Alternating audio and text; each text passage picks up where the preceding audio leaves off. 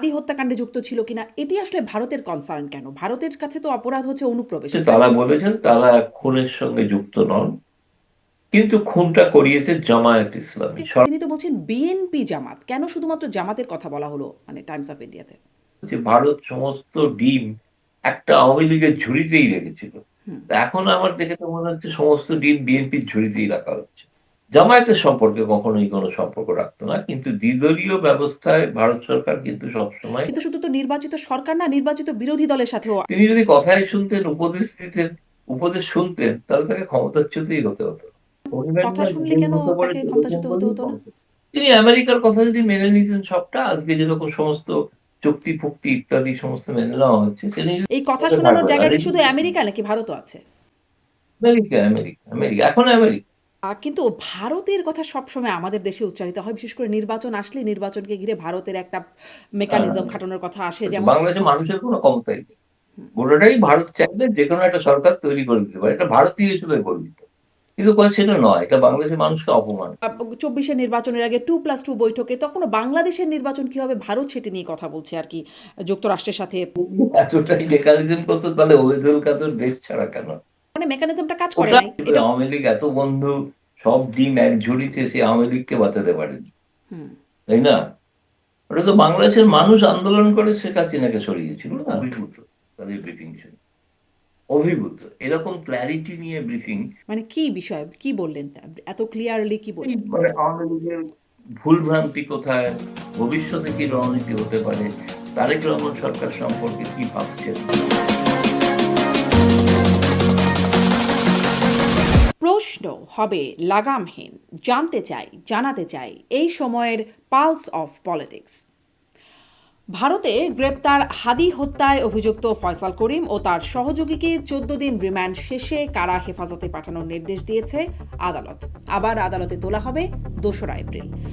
বাংলাদেশে সংঘটিত হত্যাকাণ্ডের আসামিকে এত কি জিজ্ঞাসাবাদ করছে ভারত? হাদি হত্যাকাণ্ডের পর প্রায় ৩ মাস ভারতে পলাতক অবস্থায় ছিল আসামিরা। এই ৩ মাসে কেন তাদের গ্রেপ্তার করল না ভারতীয় পুলিশ, যেখানে বিএনপি ক্ষমতায় বসার পরপরই হলো এই গ্রেপ্তার? এই ৩ মাস ভারতে কার বা কাদের আশ্রয়ে ছিল আসামিরা? কোনো বড় খেলার গুটি হিসেবে ব্যবহৃত হতে যাচ্ছে কি হাদি হত্যার এই আসামিরা? আওয়ামী লীগকে ক্ষমতায় বসিয়েছে ভারত, বরাবরই এমন অভিযোগ করেছে বিএনপি এবং জামায়াত। এখন ক্ষমতায় বিএনপি, জামাত এবং আওয়ামী লীগ এখন অভিযোগ করছে সেই ভারতই ক্ষমতায় বসিয়েছে বিএনপিকে। এমনকি অভিযোগ আছে বাংলাদেশে কে কোন মন্ত্রী হবেন সেখানেও প্রভাব খাটায় ভারত। এগুলো কি শুধু অভিযোগ নাকি বাস্তবতা? বর্তমানে বিএনপিকে সমর্থন দেয়া ভারত আওয়ামী লীগকে নিয়ে কেমন কৌশলে কোনো ব্যাকডোর সমঝোতার আয়োজন কি করছে দেশটি?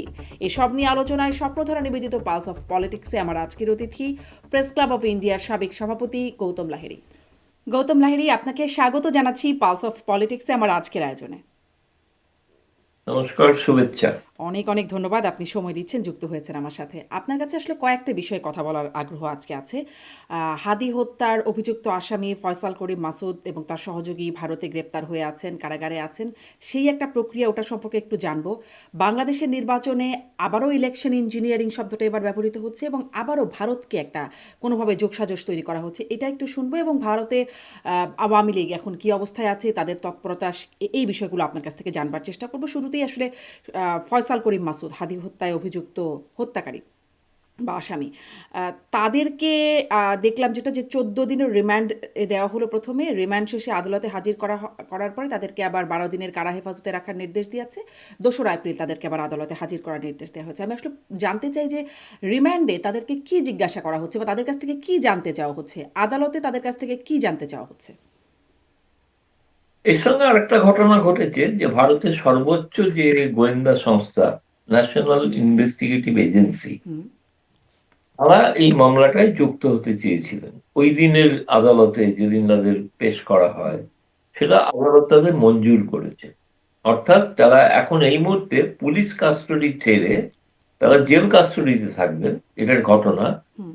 কিন্তু তাদেরকে এনআইএ, যেটা আমাদের বলা হয় ন্যাশনাল ইনভেস্টিগেটিভ এজেন্সি, সবচেয়ে গুরুত্বপূর্ণ গোয়েন্দা সংস্থা, তারা তাদের জেরা করতে পারবে জেলের মধ্যে। এবং যেটা জানতে চাওয়া হচ্ছে যে প্রথমত এরা কিভাবে ভারতে প্রবেশ করলো, দ্বিতীয়ত এদের সঙ্গে রাজনৈতিক যোগাযোগ কি ছিল, তৃতীয়ত এই ঘটনাটা যেটা ঘটেছে হত্যাকাণ্ড, সেই হত্যাকাণ্ডের ক্ষেত্রে তাদের কি ভূমিকা ছিল বা অতীত জীবন তাদের কি, তারা অতীতে কি করতেন। এরকমও কলকাতার যে সাংবাদিকরা তারা যে ওই বিধাননগর কোর্টে যারা উপস্থিত ছিলেন তারা তাদেরকে প্রশ্ন করেছেন, এবং প্রশ্ন করার পর ভারতের দিল্লি টাইমস অফ ইন্ডিয়াতে একটা প্রতিবেদন প্রকাশ হয়েছে ওদের ওই জিজ্ঞাসাবাদের ভিত্তিতে। সেটা হচ্ছে তারা বলেছেন তারা খুনের সঙ্গে যুক্ত নন, কিন্তু খুনটা করিয়েছে জামায়াত ইসলামী, সরাসরি তারা নাম করেছে। এটা টাইমস অফ ইন্ডিয়ায় ছাপা হয়েছে বলাই হোক। কিন্তু সরকারি ভাবে পুলিশ বা ভারত সরকার কিন্তু কোনো মন্তব্য করেনি, এখনো পর্যন্ত কোনো মন্তব্য করেনি। এটা ধরছি আমি সাংবাদিকদের রিপোর্ট। যেটা হচ্ছে যখন তাকে প্রশ্ন, যে ভিডিওগুলো প্রায় সার্কুলেটেড হয়েছে, ভিডিওগুলো দেখা যাচ্ছে, ফলে আমার মনে হচ্ছে এই হত্যাকাণ্ডের মানে পেছনের থেকেও তাদের কাছ থেকে জানার ইচ্ছা, যেটা শুনেছি পরবর্তীকালে কলকাতার আমার বন্ধুদের সাথে কথা বলে এবং কিছু পুলিশ অফিসারের সঙ্গে কথা বলেও, যে এরা কি জুলাই আগস্টে যে হত্যাকাণ্ডগুলো ঘটেছিল তার সঙ্গে উপযুক্ত ছিল কোনোভাবে, তারা কি ছিল কি ছিল না এখন নিশ্চিত নয়। আচ্ছা। তৃতীয়ত বাংলাদেশ মিশন তারা কনসুলার অ্যাক্সেস চেয়েছে, কিন্তু কনসুলার অ্যাক্সেস দেওয়া হয়নি। কনসুলার দেওয়া হয়নি একটাই কারণে, সেটা হচ্ছে যে যখন কোনো তদন্ত চলে তখন কনসুলার অ্যাক্সেস দেওয়া হয় না। তদন্ত শেষ হলে তারপরে কনসুলার অ্যাক্সেস দেওয়া। কনসুলার অ্যাক্সেস দেওয়ার অর্থ কি? অর্থ হচ্ছে বাংলাদেশের হাই কমিশনের প্রতিনিধিরা এসে তাদের পরিচয় জানতে চাইবে, যে তারা বাংলাদেশি নাগরিক কিনা, তাদের কোথায় বাড়ি, কোথায় ছিলেন, ইত্যাদি ইত্যাদি। তারপরে পরবর্তীকালে তারা হত্যাকাণ্ডের সঙ্গে যুক্ত কি যুক্ত না, সেটা তো কিন্তু কেন তাদের কনসুলার অ্যাক্সেস দেওয়া হলো না নয়। কেন? দেওয়া হয়নি ওই যে বললাম আমি, হ্যাঁ, আরেক যেহেতু তদন্ত চলছে, আচ্ছা, আচ্ছা। যেহেতু এনআইএ ন্যাশনাল ইনভেস্টিগেটিভ এজেন্সি তদন্ত করছে, তাহলে যুক্ত হয়েছে, সেই কারণে এই তদন্ত শেষ হওয়া না পর্যন্ত কিন্তু কনসুলার অ্যাক্সেস দেওয়া হবে। আচ্ছা। কিন্তু এটা স্বাভাবিক কনসুলার হ্যাঁ, নিয়ম তাই। কিন্তু হ্যাঁ, স্পষ্ট। কিন্তু মানে জুলাই আগস্ট হত্যাকাণ্ডে অভিযুক্তরা গ্রেপ্তার আছে মানে মানে মানে তারা দায়ী কিনা বা তারা যুক্ত ছিল কিনা বা হাদি হত্যাকাণ্ডে যুক্ত ছিল কিনা এটি আসলে ভারতের কনসার্ন কেন? ভারতের কাছে তো অপরাধ হচ্ছে অনুপ্রবেশের, তাই নয় কি? না, অনুপ্রবেশ নিঃসন্দেহে, নিঃসন্দেহে সেটা নিঃসন্দেহে অনুপ্রবেশ একটা বিষয়, এবং তাকে ধরা হয়েছে, এবং ভারতকে গোয়েন্দা, দিল্লির গোয়েন্দা সংস্থাদের টিপ অফেই পশ্চিমবঙ্গের যে স্পেশাল টাস্ক ফোর্স তারা তাদের গ্রেপ্তার করে এবং সীমান্তবর্তী এলাকা থেকে গ্রেপ্তার করে। এবং তারা কোথায় ছিল, কোন অঞ্চলে ছিল, সেগুলো সময় কাদের তারা আশ্রয় পেয়েছিল, কে আশ্রয় দিয়েছিল, ভারতে এরকম কোন লোক আরো আছে কিনা তাদের এই ধরনের অপরাধীদের আশ্রয় দিয়ে থাকে, সমস্তটাই তাদের থেকে জেরা করে জানার জন্যই আর কি তদন্তটা চলছে। সেটির কি কোনো মানে খবর পাওয়া গেল? কে আশ্রয় দিয়েছিল বা কাদের আশ্রয় ছিল? না, সেটা এখনো, সেটাই অদ্ভুত বিষয়, এটা সঠিক প্রশ্ন, এবং আমার মনে হয় সেটা জানা দরকার যে তাদেরকে কে আশ্রয় দিয়েছে। কে তাদের পার করিয়ে দিয়েছিল সেটা জানা গেছে, তাকেও গ্রেপ্তার করা হয়েছে, কিন্তু তারা কার আশ্রয় ছিল, এবং পশ্চিমবঙ্গ সরকারের যে প্রথম যে বিজ্ঞপ্তিটা, প্রেস বিজ্ঞপ্তিটা, তাতে বলা হয়েছিল যে অনেকটাই যে এরা কিন্তু অনেকদিন আগেই ভারতে ঢুকেছে, এরকম নয় সেদিনই ঢুকেছিল, অনেকদিন আগেও ঢুকেছিল। এবং ঘটনা তারা বনগাঁ সীমান্তে এই কারণেই তারা এসেছিল যাতে সেখান থেকে তারা আবার বাংলাদেশে ঢুকে যেতে পারে, সেই অবস্থায় তাদের গ্রেপ্তার করা।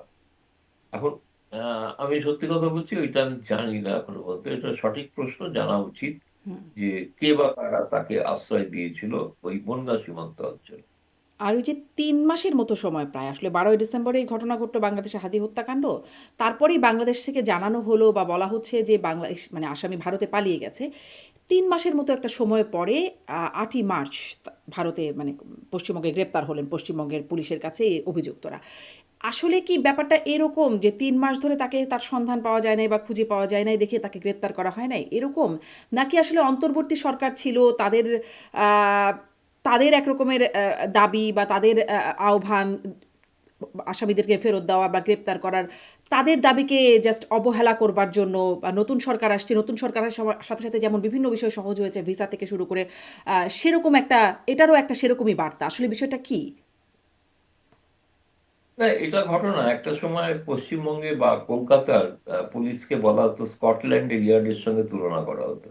ফলে তারা চাইলে যে কোনো অপরাধীকে ধরতে পারে। হুম, এবং ইউনূস সরকারের সময়কার সময় ইউনূস সরকার যেগুলো বলতে চেয়েছিল বা যা জানিয়েছিল সেই সময় ইউনূস সরকার তার স্বাভাবিক একটা কৃতিত্ব পেতেন।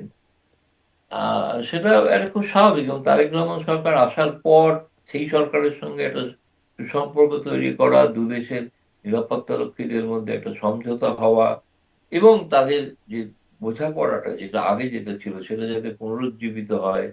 সেই কারণে এবং ভারত সরকার তো সেক্ষেত্রে কোনো দ্বিধা করেনি হুম, এটা বলতে হুম, যে হুম, স্বাধীনতার কারণেই তাকে অভিযুক্ত হিসেবে ধরা। তিনি অপরাধী কিনা এটা এখনো বলা হয়নি। সেটা আদালতে প্রমাণ করবে। হুম।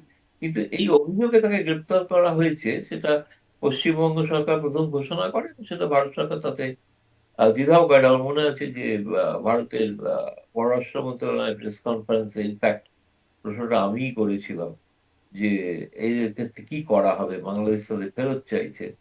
তো তখন রণদীপ জয়সওয়াল মুখপাত্র তিনি জবাব দিয়েছিলেন যে, যেটা আমাদের পররাষ্ট্র মন্ত্রণালয়ের ওয়েবসাইটেও রয়েছে আরকি। আমার নাম করেই লেখা আছে হুম। উত্তর।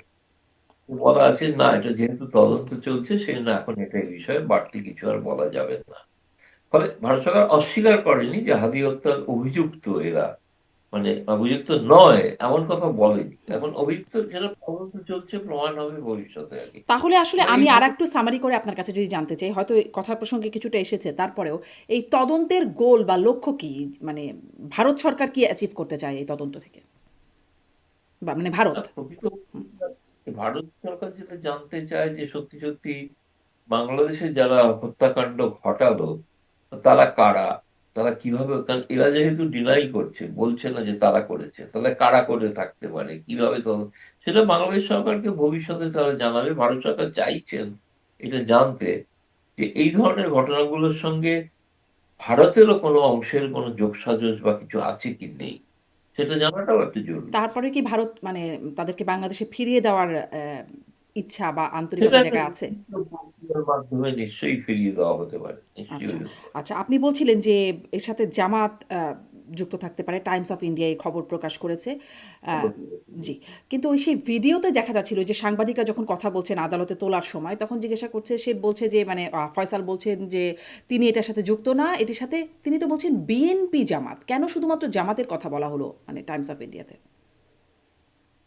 সেটা কলকাতার সাংবাদিক কিভাবে খবর করেছে এবং তার সংবাদপত্র কিভাবে ছেড়েছে সে ব্যাপারে তো আমার কোনো নিয়ন্ত্রণ নেই বলতে পারেন। আমি দিল্লিতে বসে পড়েছি বলে বলছি। হুম। আমি ১ম কিন্তু দেখেছিলাম যে বিএনপি জামায়াতের হ্যাঁ, দুজনের কথাই বলা ছিল। হ্যাঁ, হ্যাঁ।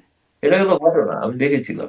কিন্তু যখন ছাপা হয়েছে তখন কিন্তু শুধু জামায়াতের নামই ছাপা হচ্ছে। এটাও ঘটনা। আমি জানি না হয়তো কোনো কারণে এটা কি একটা বিএনপির বায়াসনেস? হ্যাঁ? সম্পর্কে মানে এটা কি একটা বায়াসনেস সংবাদের? সম্পর্কে যাতে কোনো ভুল ধারণা ভারত সরকার থেকে না যায়, সে কারণে হতে পারে এই মুহূর্তে সবথেকে আ ঘনিষ্ঠতম সম্পর্ক তৈরি করার চেষ্টা চলছে এবং হয়তো জানেন আপনি যে আগামী ৮ই এপ্রিল পররাষ্ট্রমন্ত্রী খলিলুর রহমান ভারতে আসছেন। হুম, জয়শঙ্করের সঙ্গে বৈঠক করবেন। হুম, জল্পনা আছে ভবিষ্যতে তারেক রহমান প্রধানমন্ত্রী ভারতে আসতে পারেন। কবে কখন এগুলো ঠিক নেই।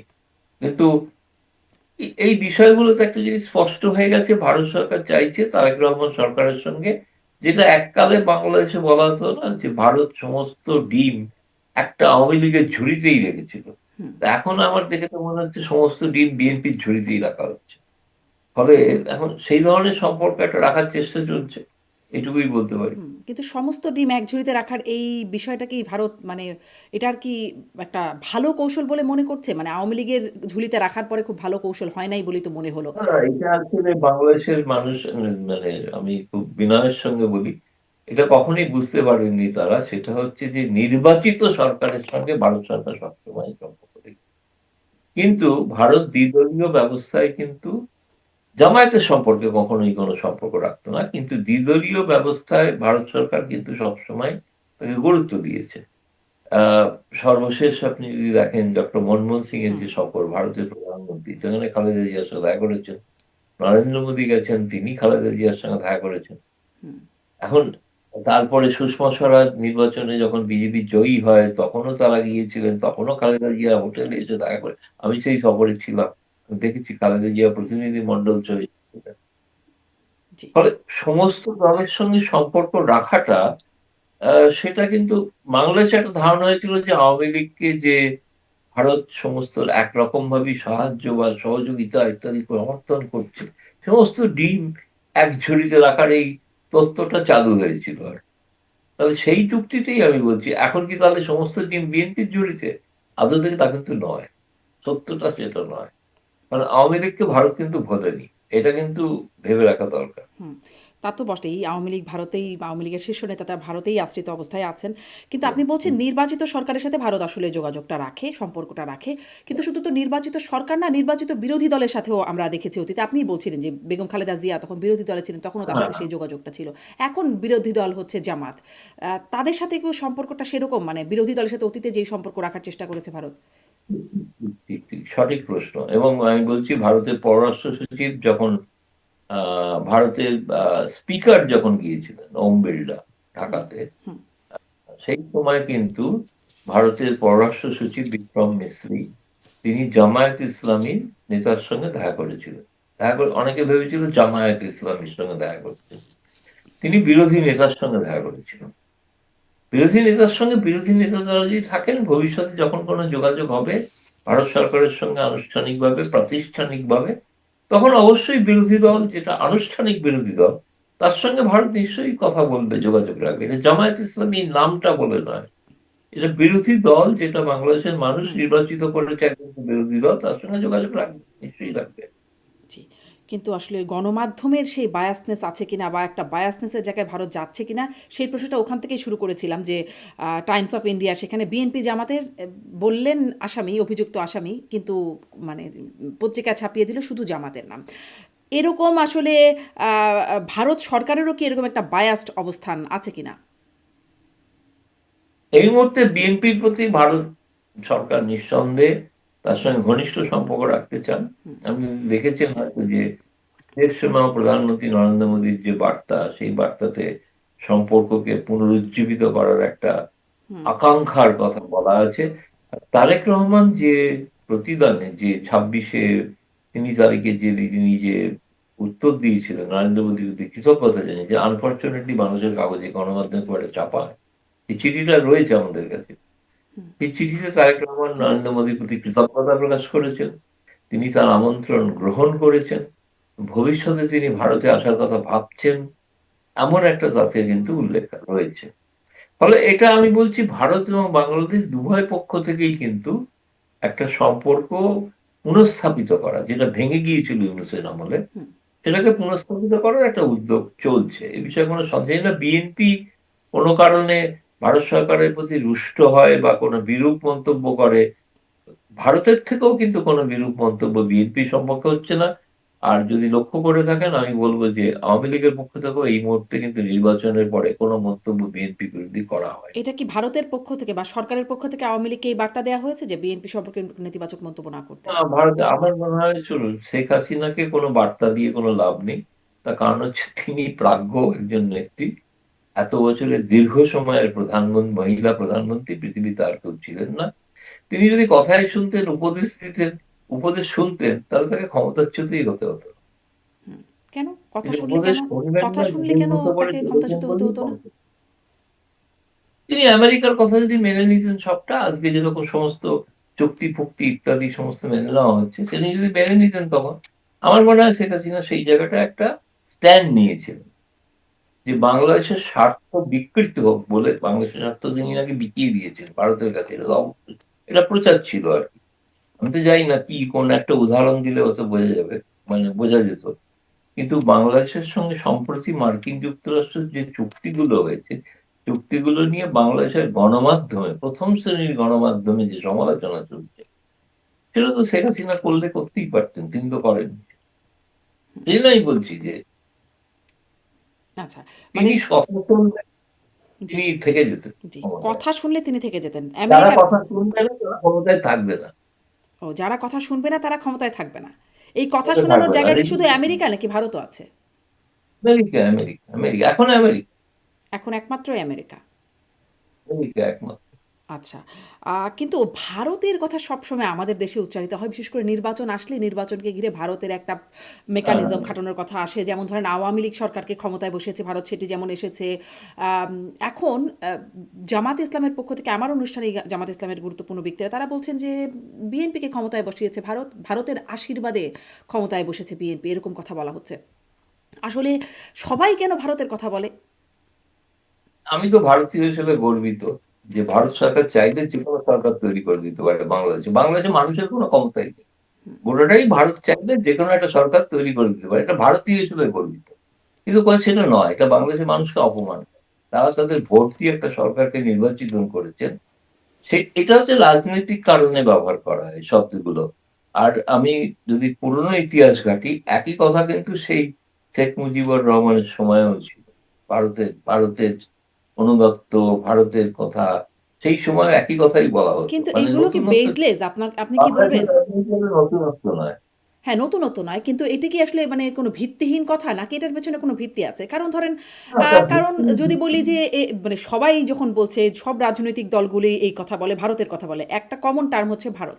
তারপরে ধরেন যখন ২৪ এর নির্বাচনের আগে 2+2 বৈঠকে তখনও বাংলাদেশের নির্বাচন কি হবে ভারত সেটি নিয়ে কথা বলছে আরকি যুক্তরাষ্ট্রের সাথে। সেটি আমরা দেখেছি। ওবায়দুল কাদেরের মুখে শুনেছি দিল্লি আছে, আমরা আছি, তলে, তলে আপোস হয়ে গেছে। এরকম কথা মানে আমেরিকার দিল্লিকে দরকার হবে। এই ধরনের আমরা ওবায়দুল কাদের কথা কাছে শুনেছি। এখন জামাতে ইসলামের মুখেও শুনছি। বিএনপিও বলেছে এর আগে যে আওয়ামী লীগকে ক্ষমতায় বসিয়েছে ভারত। মানে এরকম বিষয় তো আছে হয়তো। আ তাহলে আসলে ভারত কি কোনোই মেকানিজম করে না? এগুলো সবই কথার কথা। না, তারা যদি এতটাই লেখালিজন করতো তাহলে ওবায়দুল কাদের দেশ ছাড়া কেন? তিনি তো খুব এতটাই সব ব্যবস্থা হয়ে গিয়েছিল, দেশে থাকলেই পারতেন। থাকতে পারেননি না, হুম। সরকারটাই তো চলে গেল। এতটাই যদি মেকানিজম হয়ে তার থাকে, মানে মেকানিজমটা কাজ করে ওটা নাই। এটাও তো হতে পারে নাকি? মেকানিজম কাজ করে নাই। তার কারণ হচ্ছে একাত্তরের পর থেকে, হুম। একাত্তরের পর থেকে বাংলাদেশে কিন্তু ওই শক্তিটা সব সময়ই ছিল। তাদের একমাত্র হাতিয়ার ভারত বিরোধিতা করে মানুষকে বিভ্রান্ত করা। এবং কিন্তু সেটা কিন্তু ঘটনা যে বাংলাদেশে মনে আছে কিন্তু প্রথম নির্বাচন, মানে বঙ্গবন্ধু শেখ মুজিবুর রহমান ক্ষমতায় যাওয়া প্রথম নির্বাচন ২৭% মানুষ বঙ্গবন্ধুর বিরুদ্ধে ভোট দিয়েছিল, ১% মানুষ ভোট দেয়নি।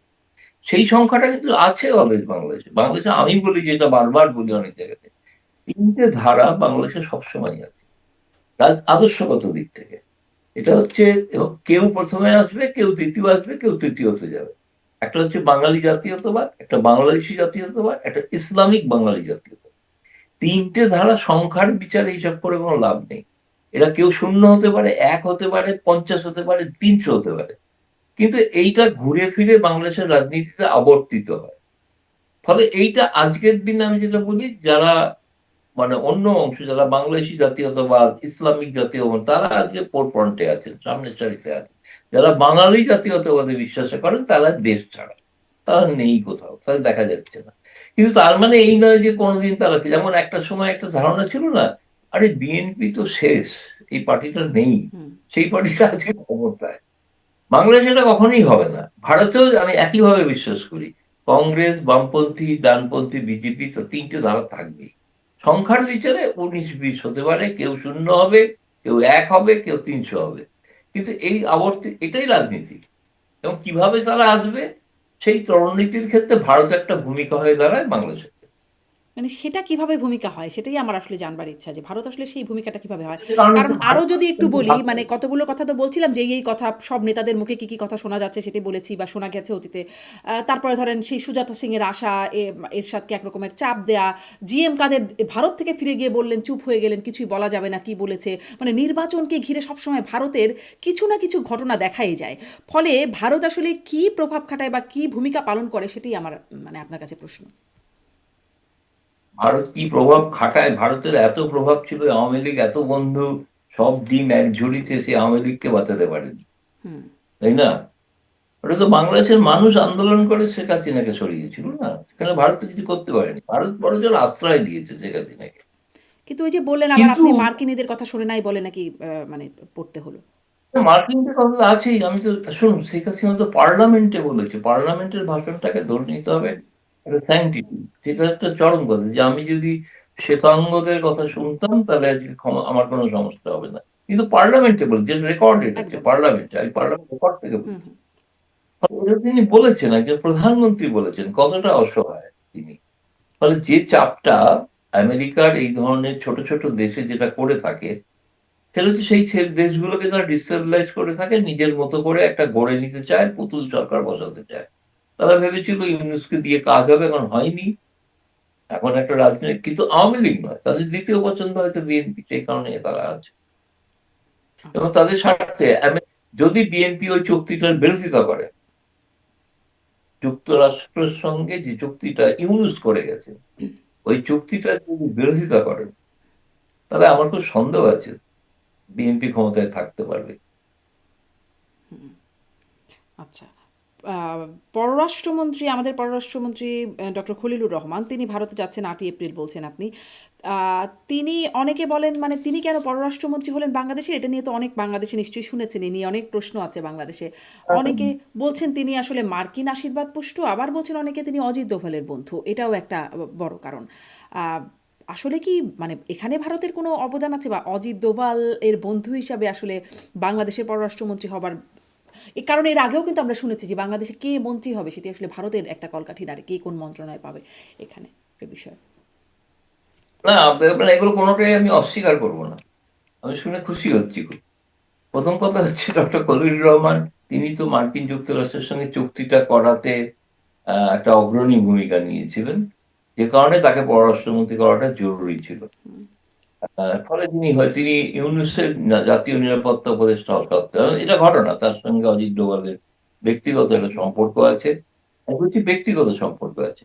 এবং ধরুন তারই কথা অনুসারে, তারও আগে যেগুলো বাংলাদেশে কটা প্রচারিত হয়নি, যে বাংলাদেশের ডিজিএফআই চিফ, তিনি সস্ত্রীক ভারতে এসেছিলেন, তিনি ছিলেন। এবং তিনি অজিত ডোভালের সঙ্গে বৈঠক করেছেন, চিফ, গোয়েন্দা, তার সঙ্গে বৈঠক করেছেন। এবং করার পরে তিনি দীর্ঘ, মানে আরো গোয়েন্দা সংস্থাদের সঙ্গে সারাদিন বৈঠক করেছেন। তিনি 2 তারিখে এসেছিলেন, 3 তারিখ বিকেলে চলে গেছেন। ঠিক হুম। আছে, কিন্তু তার মধ্যে তার ঢাকা প্রোগ্রাম ছিল। এবং তার স্ত্রী এখানে ছিলেন, সঙ্গে ছিলেন। তিনি সাউথ এক্সটেনশনে বেশ কিছু ভালো ভারতীয় শাড়ি টাড়ি কিনেছেন শুনেছি আর কি। যাই হোক, সেটা ব্যক্তিগত, সকলেই করে থাকে। আমরাও বাংলাদেশে গেলে বাংলাদেশের জামদানি শাড়ি কিনি, বাংলাদেশিরা কেউ এখানে এলে ভারতীয় শাড়ি কেনেন। আম, কিন্তু সেগুলো রাজনীতি করার জন্য সেগুলো পুড়িয়ে দেওয়া হয়, সেটা অন্য কথা। কিন্তু আমি বলছি, এই যে সম্পর্কটা, যে একটা হুম। দু দেশের মধ্যে একটা বোঝাপড়ার সম্পর্কটা তৈরি, কিন্তু অনেক আগে থেকে শুরু। তারেক রহমান সরকার আসার পর থেকেই কিন্তু শুরু হয়েছে, যেটা বাংলাদেশে একেবারেই কোনো প্রচারিত হলো না, বা নানা কারণেই হয়তো হয়নি। এবং এটা হয়তো আপনি জানেন যে, হাদির হত্যাকারী বলে অভিযুক্ত যাদের ধরা হয়েছিল, সেটাতে ডিজিএফআই থেকে প্রথমে একটা প্রেস রিলিজ জারি করা হয়েছে। যে প্রেস রিলিজে বলা হয়েছিল ডিজিএফআই সফরের কারণেই গ্রেপ্তার করা সম্ভব হলো। দ্বিতীয় দিন কিন্তু সেই প্রেস রিলিজটা উইথড্র করে নেওয়া হয়, কিন্তু প্রেস রিলিজটা আমার কাছে আছে, আমি সেভ করে রেখেছি, সেটা আছে আমার কাছে। ফলে এই প্রেস রিলিজটা দেওয়ার পর পরবর্তীকালে তাদের মনে হয়েছিল এটা অস্বস্তিকর হতে পারে, সেই কারণে তারা উইথড্র করে কিন্তু নিয়েছিল ঘটনা কি অর্থাৎ। ঠিক আসলে রিজিএফআই এর সফরের কারণে? এটা কি ঠিক ব্যাপারটা? না, একটা বড় জিনিস দীপকে এবার বলে রাখা দরকার, এটা বাংলাদেশের জন্য বারবার বলা দরকার, সেটা হচ্ছে যে তারেক রহমান সরকার ক্ষমতায় আসার পর 1 মাসের মধ্যে সীমান্তে একটাও হত্যা হয়নি। হুম।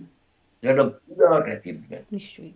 এবং এই ঘটনাটা দুদেশের সীমান্তরক্ষীর মধ্যে সমঝোতার একটা বড় উদাহরণ, যেটা কিন্তু আগে এত ইউরোপের বন্ধুত্ব থাকা সত্ত্বেও আওয়ামী লীগ সরকারের সময় কেন হতে থাকলো মানে সীমান্ত হত্যা? এই বড় উদাহরণটা সেই সময় কেন হলো না? অনেকগুলো, তার অনেক কারণ আছে, অনেক কিছু সীমান্ত হত্যা ঘটেছে, কিন্তু সীমান্ত হত্যা কিন্তু আওয়ামী লীগ সরকারের থেকে বহু প্রভাবশালী মন্ত্রী বা উপদেষ্টারা বারবার বলেছেন সীমান্ত হত্যা কমছে, শূন্য হয়নি, কিন্তু কম ছিল। সেটা সেটা তারা বলেছেন বারবার, কিন্তু ইউনূসের আমলে সেটা বিরাট বেড়ে গেল। কারণ বাংলাদেশে একটা যে অরাজক অবস্থা তৈরি হলো না, বাংলাদেশের মানুষ পালাতে চাইছে বাংলাদেশ থেকে, সেই কারণে সীমান্ত দিয়ে পালাতে গিয়ে অঘটনগুলো ঘটেছে। এখন সেটা আর ঘটছে না। এটা একটা বড় ক্রেডিট, নিঃসন্দেহে আমার মতে, দুই দেশের ফলে এটা একটা ভালো সমঝোতার ভিত্তি কিন্তু তৈরি হচ্ছে বলে আমার মনে হয়।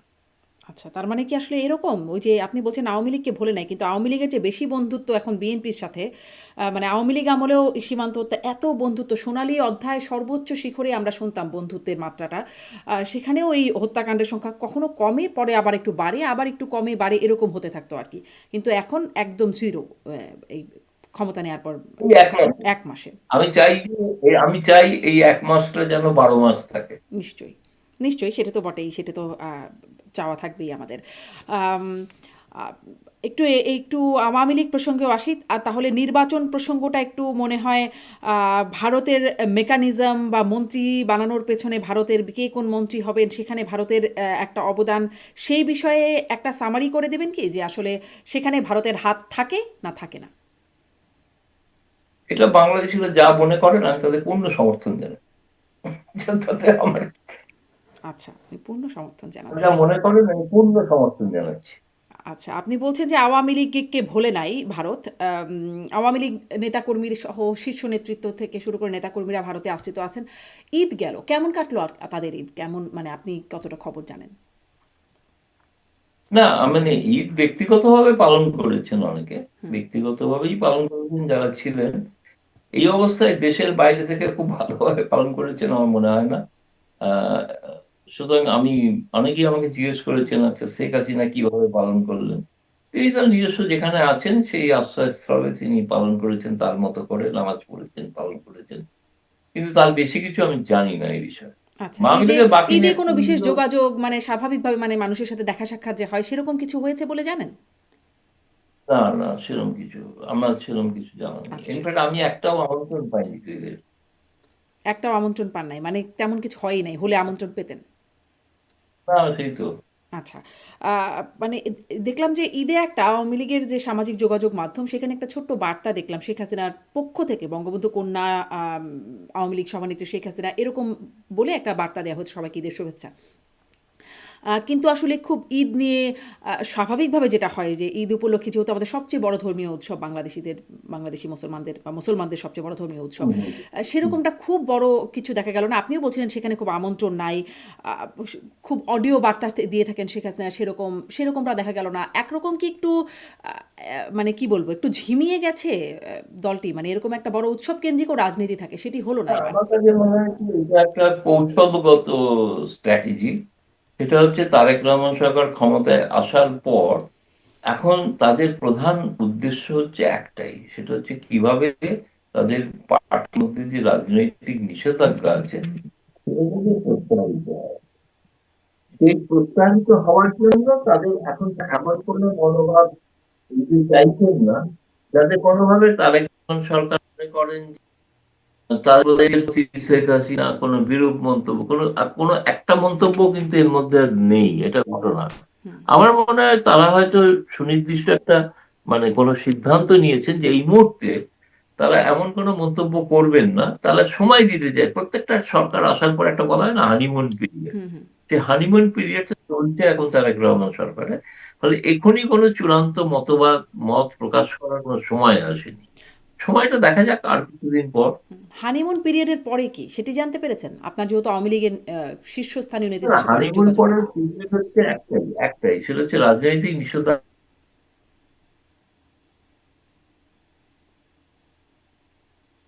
বা কোনো ব্যাক চ্যানেলে কোনো একটা আলাপ আলোচনা শুরু করা বা করা, যাতে তাদের রাজনৈতিক নিষেধাজ্ঞা প্রত্যাহার করা হয়। এটা ধরেই নিয়েছেন তারা, তারেক রহমান সরকার 5 বছর ক্ষমতায় থাকবেন।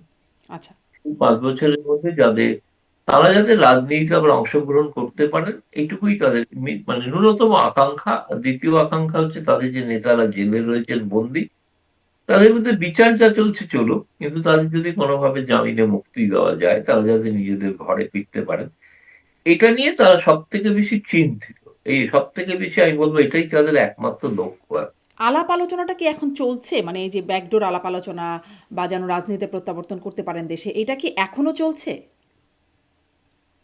আমার মনে হয় চলছে, প্রকাশ্যে কেউ স্বীকার করবেন না, কিন্তু চলছে। আচ্ছা। মানে শেখ হাসিনা তিনি ৫ই আগস্টের পর কখনো প্রকাশ্যে আসেন নাই। তাকে কেউ দেখতে পায় নাই। তার বক্তব্য, অডিও বক্তব্য বিভিন্ন সময় শোনা যাচ্ছে। সেটি একটা মানে কৌতূহলের জায়গা যে কেন তিনি প্রকাশ্যে আসেন না, সেটি নিয়ে কোনো তথ্য আছে কিনা ১ এবং তারপরে নেতৃত্ব ধরেন ওবায়দুল কাদের। তিনি বেশ অসুস্থ বলেই আমরা জেনেছি। এখন তাহলে আওয়ামী লীগের ২য় স্তরে শেখ হাসিনার পরে আসলে দলটা চালানোর ক্ষেত্রে কারা কাজ করছেন? ২ টি বিষয় একটু জানব। এখন প্রথম কথা, যেটা প্রথম প্রশ্নের উত্তর দিই, সেটা হচ্ছে যে সেটা নিরাপত্তার কারণে তিনি ভিডিওতে আসতে চাইছেন না। তার কারণ হচ্ছে সেখানে হয়তো নিরাপত্তা এজেন্সি তাকেও একটা পুনরায় আবার কোনো হত্যার ষড়যন্ত্র হতে পারে বা চক্রান্ত আছে, এমন কোনো হয়তো গোয়েন্দা রিপোর্ট আছে। সেই কারণে তাকে সেখানে, যিনি যদি ভিডিওতে আসেন, আমি যেমন এখন আছি ভিডিওতে, ফলে আমি কোথা থেকে বলছি এটা জানতে কারোর কোনো অসুবিধা নেই। ফলে তিনি যদি আসেন তাহলে সেটা তার জেনে যাওয়া যাবে, সকলেই জেনে যাবে। আজকাল সাইবার যারা অপরাধী, তারা কিন্তু সরকারি যন্ত্রের থেকেও অনেক বেশি শক্তিশালী। তারা তারা খুব সহজেই ধরে ফেলতে পারে, যেভাবে তারা হ্যাকিং করে ইত্যাদি করে আর কি। ফলে সেইটা একটা বড় কারণ বলে আমার ধারণা। আর দ্বিতীয় যেটা আপনি বললেন যে, হ্যাঁ, আওয়ামী লীগ যেহেতু ওবায়দুল কাদের অসুস্থ, ফলে বাকিদের মধ্যে যারা প্রেসিডিয়াম সদস্য যারা রয়েছেন, তাদের মধ্যে মূলত যেটা, এখন তো এই মুহূর্তে কোনো দল সেভাবে সাংগঠনিক কোনো কাঠামো তৈরি করেনি, কিন্তু তাহলে আমি যতদূর জানি সেটা হচ্ছে মূলত দ্বিতীয় ভূমিকায় সব থেকে গুরুত্বপূর্ণ ভূমিকা পালন করছেন জাহাঙ্গীর কবির নানক।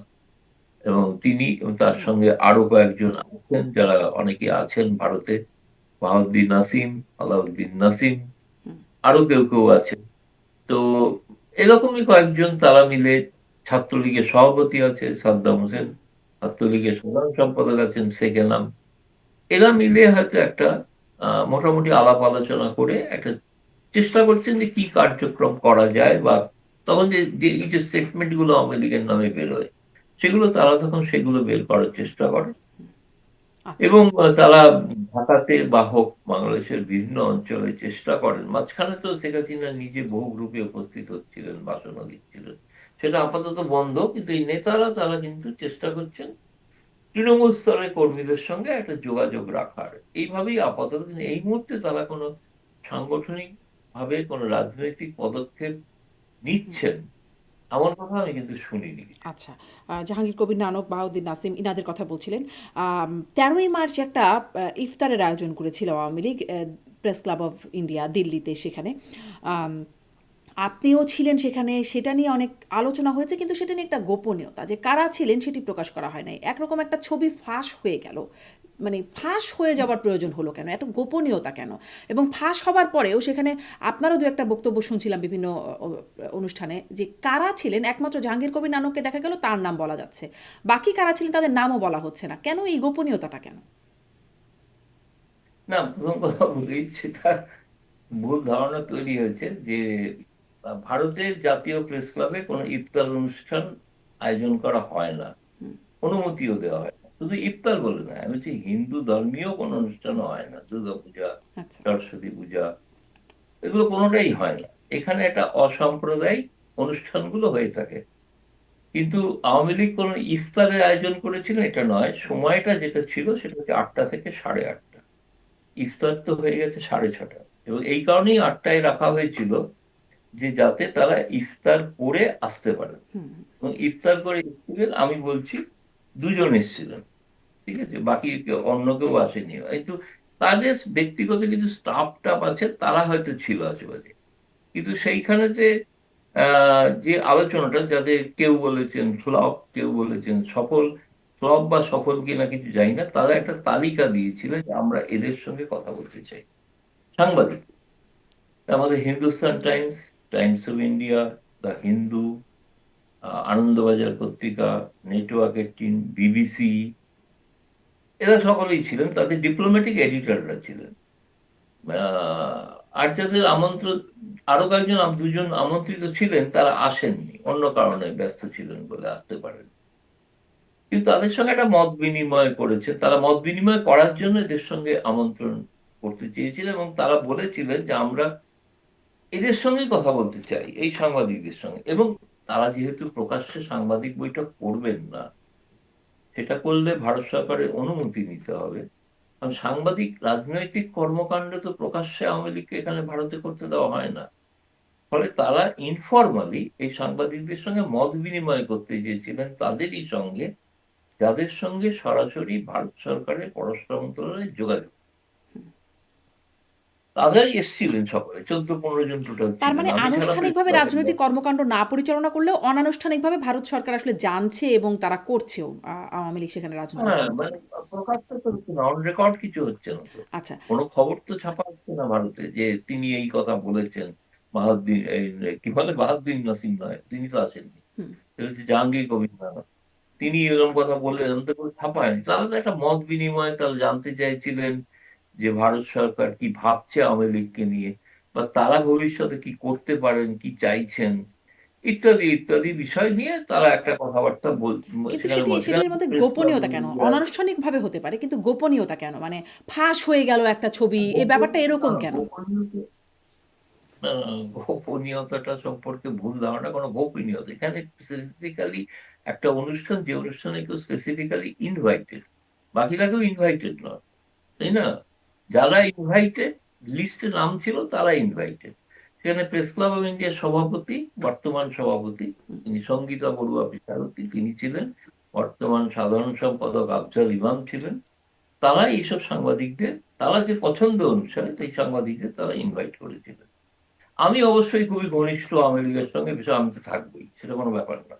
ফলে আমি বিএনপির অনেকের সঙ্গে ঘনিষ্ঠ, ভবিষ্যতে দেখতে পাবেন প্রেস ক্লাবে বিএনপির অনুষ্ঠান হচ্ছে, সেখানে আমি আছি, দেখতে পাবেন কবে হচ্ছে খুব বিএনপির শিগগিরই। অনুষ্ঠান? না, বিএনপির নয়, সরি, ভুল করলাম। আগামী 27শে ফেব্রুয়ারি, 27শে মার্চ? মার্চ বাংলাদেশ হাই কমিশন একটা কাচ্চি বিরিয়ানি ফেস্টিভ্যাল, এটা 2010 থেকে হয়ে আসছে। কেবলমাত্র নভেম্বরের বিজয় দিবসের দিনে যেটা সেখানেও হয়ে থাকে, সেটা তারা চেয়েছিলেন এখানে প্রেস ক্লাবে করতে। সেই সময় এটা করা হয়নি, ইউনূস আমল ছিল বলে। যেহেতু ইউনূস আমলকে ভারত সরকার গুরুত্ব দেয়নি, আমরা যেটাই করি যেটা ভারত সরকার স্বীকৃতি দেয়। ফলে ভারত সরকার ইউনূস সরকারের সম্পর্কে কোনো সম্পর্ক রাখেননি, ফলে আমরা প্রেস ক্লাব থেকেও করিনি। চেয়েছিলেন তারা, বাংলাদেশ হাইকমিশন চেয়েছিলেন। এমনকি এও চেয়েছিলেন যারা আসতে পারছেন না, তারা বাংলাদেশ হাইকমিশনে যে বিরিয়ানি, আমি খুব প্রচন্ড পছন্দ করি কাচ্চি বিরিয়ানি, কিন্তু আমি খেয়েছি গিয়ে, সেটা আমার কথা না। আমার সঙ্গে ভালো সম্পর্ক আছে প্রত্যেকে। এখন আগামী রবীন্দ্র জয়ন্তী একটা করার কথা চলছে। হুম। এখানে শুনছি যে আগ্রহ প্রকাশ করছেন জি। তারেক রহমান সরকার, তারা ভাবে আসতে চান, মন্ত্রীরাও আসতে পারে। সেখানে গোপন নয়, প্রকাশ্য হবে, আমার সঙ্গে ছবি দেখতে পারেন। ছবি দেখতে পাবো সেটা কিন্তু অনেকেই জানে। এখানে এখানে এটা কেন একটু গোপন বলতে হলো? একটা মানে ভুল এখানে যায়, কারা এখানে আমি আসলো? বলে দিই এইটার সঙ্গে। এখানে কারা আসলো সেটি বলা হচ্ছে না কেন? মানে শুধুমাত্র জাহাঙ্গীর কবির নানকের চেহারাটা দেখা গেছে বলে তার নামটা চলে আসছে। বাকি কারা আসলো বা কে আসলো সেটি কেন বলা হচ্ছে না? কেউ আসেনি, আর একজন এসেছিলেন। কে তিনি? তিনি বারবার অনুরোধ করেছেন আমার নামটা বলবেন, কেন বললে কি সেজন্য হয়? বলছি না। আচ্ছা ঠিক আছে কিন্তু কেন বললে সমস্যাটা কি হয়? না, কারণ নানক ভাই বাইরে এসে যাওয়াতে তার ছবিটা, হুম। মানে আমরা, আমাদের তো ওখানে কোনো সিসিটিভি ক্যামেরা আছে, সিসিটিভি ক্যামেরাতে দেখা যাচ্ছে যে হুম। কারা বাইরে বসে আছে, গিয়ে ছবি তুলছে।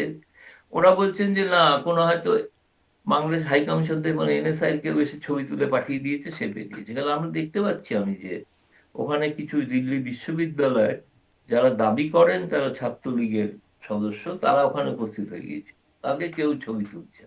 একজনকে আইডেন্টিফাই করা গেছে, তারপর দিন থেকে তার ফোন অফ, তাকে পাওয়া যাচ্ছে না, ধরাও যাচ্ছে না। তো তিনি পাঠিয়েছেন কিনা ছবি আমি বলতে পারবো, সেটা আওয়ামী লীগের নেতারা তদন্ত করে দেখছেন। এর সঙ্গে আমরা কোনো জড়িত নই, বলছে তিনি ছবি তুলে পাঠিয়ে দিয়েছেন, তিনি ওইটা যে একটা ধারণা তৈরি করলেন যে এখানে একটা গোপন বৈঠক হচ্ছে, সেই ইফতার পার্টি, ইফতার হয়ই না প্রেস ক্লাবে, যেখানে ইফতার পার্টি, এবং সেটা কোথাও একটা পাঠিয়ে দিলেন কোন একজন সাংবাদিককে লন্ডনে, তিনি সেটা প্রচার করলেন, তারপরে সবাই বাংলাদেশের ছেপেও দিল, ইত্যাদি ইত্যাদি। কেউ যদি সকলে আমাকে জিজ্ঞেস করতে, প্রশ্ন করতো, আমি তাহলে বলে দিতাম কি হয়েছে। কিন্তু আমি খালি ওই একজন ব্যক্তি, তিনি তার পরিচয় গোপন রাখতে চান, আর কোনো কিন্তু কেউ ছিল না আওয়ামী লীগের নেতা, এই দুজনই ছিলেন কিন্তু। এবং আমি বলছি খুব চমৎকার ব্রিফিং হয়েছে, এবং ভারতীয় সাংবাদিকরা অভিভূত তাদের ব্রিফিং শুনে, অভিভূত। এরকম ক্ল্যারিটি নিয়ে ব্রিফিং কখনো তারা কি পায়নি। ব্রিফিং করলেন? দুজনেই করেছেন, নানক ভাই আর এক্স আর একজন। হুম। মানে কি বিষয়? কি বললেন এত ক্লিয়ারলি কি এই বললেন? মানে আওয়ামী লীগের ভুল ভ্রান্তি কোথায়, ভবিষ্যতে কি রণনীতি হতে পারে, তারেক রহমান সরকার সম্পর্কে কি ভাবছেন, কি হতো, ভারত সরকার তাদের সম্পর্কে কি ভাবছেন ইত্যাদি এই বিষয়। কিন্তু তাদের আমার মনে হয় যে, আমি যতদূর জানি, এরা প্রত্যেকে ফরেন এডিটর। তারা পরে ব্যক্তিগতভাবে বলেছে এরকম ব্রিফিং এটা শোনার অপেক্ষায় ছিল, আমরা অভিভূত। সে মানে সেটা খবরের জন্য তারা কেউ খবর কেউই লেখেননি, সেটা ঘটনা। কিন্তু কোনো না কোনো সময় কোনো আর্টিকেল লিখলে, পোস্ট লিখলে কেউ না কেউ হয়তো লিখে। সেটা পরে দেখা যাবে। আচ্ছা। মানে তার মানে আওয়ামী লীগের রণনীতি, তারেক রহমান সম্পর্কে বা বিএনপি সরকার সম্পর্কে তাদের অবস্থান, এই বিষয়গুলো বলেছে। কি বলেছেন সেটা কি আপনি বলবেন, নাকি সেটাও এখন বলা যাবে না? না, না, না, সেরকম খুব গোপন কিছু বলেননি তারা। গোপন কি, তারা বলছেন এটা এখন মেনে নিতেই হবে, যে তাকে তো আমরা বাইরে, আমরা তো নির্বাচনে অংশগ্রহণ করতে পারিনি। আমরা চাইবো কিভাবে তাকে বুঝিয়ে আমাদের নিষেধাজ্ঞাটা প্রত্যাহার করা হয়। এক। দুই হচ্ছে, আমাদের নিজস্ব কিছু ভুলভ্রান্তি ছিল। 15 বছর ক্ষমতায় থাকলে ভুলভ্রান্তি হয়, সেই ভুলভ্রান্তির কারণেই আজকে আমরা বাইরে। সেটা এখন আত্মমন্থন চলছে পার্টির মধ্যে, কোথায় কি ভুল হয়েছিল না হয়েছিল ইত্যাদি, বা কারা ষড়যন্ত্রে লিপ্ত ছিল ইত্যাদি। যেমন ছবি তুলে একজন পাঠিয়ে দিল, এরকম কেউ পতনের জন্য যুক্ত ছিল কিনা আওয়ামী লীগের মধ্যে, সেটাও তারা দেখছেন, ভেবেচিন্তে দেখছেন। আর এছাড়া তারা চাইছেন যে তারেক রহমান সাহেবকে কিছুটা সময় দেওয়া হোক, তিনি স্থিতধী হন। তার কাছে, তাদের কাছে মনে হয়েছে একটা বড় চ্যালেঞ্জ জামায়াত ইসলামী, প্রথম দিন থেকেই যেটা স্পষ্ট, পার্লামেন্ট সেশন থেকেই, প্রথম দিন থেকেই। ফলে এই চ্যালেঞ্জটাকে তিনি কিভাবে দেখেন, কিভাবে মোকাবিলা করেন। তারপরে সেক্ষেত্রে তার ক্ষেত্রে জামায়াতকে মোকাবিলা করাটা তার কাছে প্রধান হবে, নাকি না আওয়ামী লীগকে মোকাবিলাটা করাটা প্রধান হবে। ফলে এই বিষয়টা তারেক রহমান সরকারকে একটা সিদ্ধান্তে আসতে হবে, একটা নির্দেশ। ইউনূস নিজে এখনো বসে আছেন ঢাকায়। তিনি কি উদ্দেশ্যে বসে আছেন, কেন বসে আছেন, তার উপরে একটা মাথার আশীর্বাদ আছে ওয়াশিংটনের। ফলে তিনি কি নিতান্তই চুপ থাকবেন? ফলে এইসব নানাবিধ প্রশ্ন, খুব ইন্টারেস্টিং কোয়েশ্চেন্স, মানে যেগুলো ফ্লোট করা হয়েছিল, সেগুলো নিয়ে কথাবার্তা হয়েছে এই আর কি। সেগুলো খুব যে একটা সেন্সেশনাল কোনো খবর আছে তার মধ্যে, তা নয়। একটা বলতে পারেন যে একটা চিন্তন বা মন্থন, একটা ব্রেন স্টর্মিং সেশন, সেই রকম একটা কিছু। আচ্ছা, কিন্তু এইটার কারণ কি আপনি বলতে পারেন? মানে এই যে গোপনীয়তা রাখা হচ্ছে, শুধু এখানেই না, ধরেন শেখ হাসিনার সাথে বিভিন্ন সময় বৈঠক হচ্ছে না, তারা নেতাদের। গোপন রাখেননি তো। মানে ধরেন এই যে কে তারা তো আসলেন, গোপন এটা রাখেননি। জাহাঙ্গীর কবির নানকের ছবিটা চলে আসলো বলে তাকে আর অস্বীকার করা গেল না, কিন্তু নামগুলো গোপন রাখার একটা মানে প্রবণতা। এছাড়াও ধরেন শেখ হাসিনার সাথে দেখা করতে যান নেতারা বিভিন্ন সময়, অন্তত 2বার খবর পেয়েছি যে দেখা করতে গেছেন, কিন্তু যিনি দেখা করতে গেছেন তাকে যখন জিজ্ঞাসা করেছি তিনি সেটা বলতে চান না যে তারা দেখা করতে গেছেন, বা দেখা করার পরে কি হলো সেটি তারা বলেন নাই। পরবর্তীতে আরেকজন নেতা, সেটিও খবর বেরিয়ে গেছে যে আসলে দেখা করতে গেছেন, কিন্তু কারা গেলেন, কি বৈঠকে কি হলো, এই একটা গোপনীয়তা রাখা কেন হচ্ছে, সেটির কি বিষয়ে জানেন? যে কেন এই গোপনীয়তা বা রাগঢাক ঘুরঘুর অবস্থা? গোপনীয়তা রাখার একটা বড় কারণ, আমার যেটা এই মিটিংটার কিন্তু কোনো গোপনীয়তা রাখা হয়নি, কারণ এই সাংবাদিকরা তো সকলে কেউ গোপন নয়। আপনি এক একজন করে বিভিন্ন, আমি নাম বলে দিলাম, তাদের ডিপ্লোম্যাটিক এডিটরদের ফোন করে তাদের বলুন কি শুনেছেন সেটা, তারা বলতে পারে যে কি বলবো। আমি বলেছি গোটা আলোচনাটাই অফ দ্য রেকর্ড ছিল, তাই না? অন রেকর্ড তো ছিল না কিছু, অফ দ্য রেকর্ড আলোচনা ছিল। অফ দ্য রেকর্ড আলোচনা একটা পরিস্থিতির বিশ্লেষণ ছিল। আপনি যেগুলো বলছেন যে গোপন রাখা হয়েছে ইত্যাদি, গোপনীয়তা ওই কারণেই রাখা হয়েছে যে এই সময় তো তাদের ওপেন করলে তারেক রহমান সরকারের পক্ষ থেকে একটা চাপ আসতো ভারতের উপরে, যে আপনারা আওয়ামী লীগের নেতাদের বলতে দিচ্ছেন কেন প্রকাশ্যে, তাই না? ভারত সরকারের ঘোষিত সিদ্ধান্ত হচ্ছে কোনো দেশের বিরুদ্ধে ভারত থেকে বসে কমেন্ট করা যাবে না। সেটা তো ভারত সরকারের ঘোষণা ছিল। তো ফলে তারা এখানে আগেও অতীতে তারা তো প্রেস কনফারেন্স করতে পারেনি সেভাবে। প্রেস কনফারেন্স তো করার কোনো কথা নয়, তারা করছেনও না। সেই কারণেই এটা, যেটা মনে হচ্ছে গোপন, এই কারণেই গোপন। কিন্তু আপনি যদি বলেন হ্যাঁ ভারত সরকার কিছুই জানতো না, সবটাই জানতো। কেন জানতো? সবটাই জানে, কিন্তু তারা জানে যে প্রকাশ্যে কিছু বলছেন না। প্রকাশ্যে কেউ ছাপছেও না কাগজে। তার কথা অনুসারে কালকে মানে জাহাঙ্গীর কবির প্রকাশ্যে নানক গোপন বললেন, অনুষ্ঠানগুলো হচ্ছে, এরকম হ্যাঁ একটা ব্যাপার। প্রকাশ্যে গোপন হ্যাঁ। এরকম ঘটনা। কারণ আমি তো বলছি ভারত সরকার তো আমেরিকা ফেলে দেয়নি। আচ্ছা, এটা তো আমি তাহলে বলছি ভারত বারবার, এটা সরকারের আওয়ামী বাংলাদেশের লীগকে একটা নিয়ে কোনো পরিকল্পনা আছে কিনা? ভারত সরকারের বলবেন, ওটা বাংলাদেশের মানুষকে ঠিক করতে হবে। বাংলাদেশের মানুষ যদি চায় আওয়ামী লীগকে আবার ফিরে আসতে হবে, সেটা বাংলাদেশের মানুষ ঠিক করবেন, কিন্তু আওয়ামী ভারত লীগের সরকার কি করবে? সমর্থকরা। মানে ভারত তো ফেলে দেয় নাই, ফেলে না দিয়ে রেখে দিয়েছে, রেখে দিয়ে ভারত আবার পরিকল্পনা আছে আওয়ামী লীগ নিশ্চয়ই। ক্ষমতায় এলে যেরকম সোনালী অধ্যায়ের সম্পর্ক ছিল, সেরকম সোনালী অধ্যায়ের সম্পর্ক রাখবে। আচ্ছা, আর ক্ষমতায় এলে আর ক্ষমতায় না এলে এরকম ভাবেই রাখবে নাকি? তাহলে তো না। আশ্রয় আছেন, কারণ ভারতের তারা বন্ধু ছিলেন না। ভারতের বন্ধু তো, ভারত এরকম বহু বন্ধুকে আশ্রয় দেয়। আচ্ছা, একদম শেষের দিকে যে মানে ডিজিএফআই এর প্রধান গেছেন, ভারতে ছিলেন, আপনি বলছিলেন সেই খবরটা কদিন আগে একজন সাবেক সেনাপ্রধান আম, তিনি বলছেন, মেজর জেনারেল অবসরপ্রাপ্ত, দুঃখিত, তিনি হচ্ছেন ইকবাল করিম ভূঁইয়া, সাবেক সেনাপ্রধান, তিনি বলছিলেন আদালতে তার বক্তব্য দেওয়ার সময় তিনি বলছিলেন, বা সাক্ষী দেবার সময় সাক্ষী হয়ে অবস্থায় বলছিলেন যে ডিজিএফআই এর কার্যালয়ে কাজ করতো ভারতীয় গোয়েন্দা সংস্থার র। তিনি মানে এটা একদম প্রকাশ্য আদালতে গিয়ে বলছেন। আসলে বাংলাদেশের রয়ের তৎপরতা কেমন? বিভিন্ন ক্ষেত্রে এই বাহিনীর নাম শোনা যায়। আপনার কি কোনো ধারণা বা বিশ্লেষণ আছে এ নিয়ে? না ভাই, কখনো বাংলাদেশে কেউ প্রশ্ন করেননি যে সিআইএ কতটা তৎপর, তাই না? সিআইএ তৎপর, এটা গোয়েন্দা বাহিনীর কাজ। আমেরিকাতে ভারতের গোয়েন্দারা কাজ করে, আমেরিকান গোয়েন্দারা ভারতে কাজ করে। কয়েকদিন আগে জানেন তো, উত্তর পূর্বাঞ্চল থেকে বেশ কিছু লোককে অ্যারেস্ট করা হয়েছিল, তারা আমেরিকান এবং ইউক্রেন নাগরিক, নর্থ ইস্ট থেকে, উত্তর পূর্বাঞ্চল থেকে। এটা তো গোয়েন্দা বাহিনীর কাজ। বাংলাদেশের গোয়েন্দা বাহিনীও একই কাজ করে থাকে। সব গোয়েন্দা বাহিনীরই কাজ এইটা, এটা করবেই, খুব স্বাভাবিক, অস্বাভাবিক কিছু না। যে দেশে বেশি প্রশ্রয় পেয়ে ঢুকে পড়তে পারে, তাহলে সেই দেশের ব্যর্থতা, সেই দেশের ব্যর্থতা। কিন্তু ভারতে তো এসে আর কেউ করছে না কোনো গোয়েন্দা বাহিনী কাজ, সব দেশেরই আছে। এখানে তো বলা হয় ইসরায়েলের মোসাদ অ্যাক্টিভ, অত্যন্ত। মোসাদ তো সব জায়গায় অ্যাক্টিভ, তাই না? কেজিবি একসময় অ্যাক্টিভ ছিল খুবই।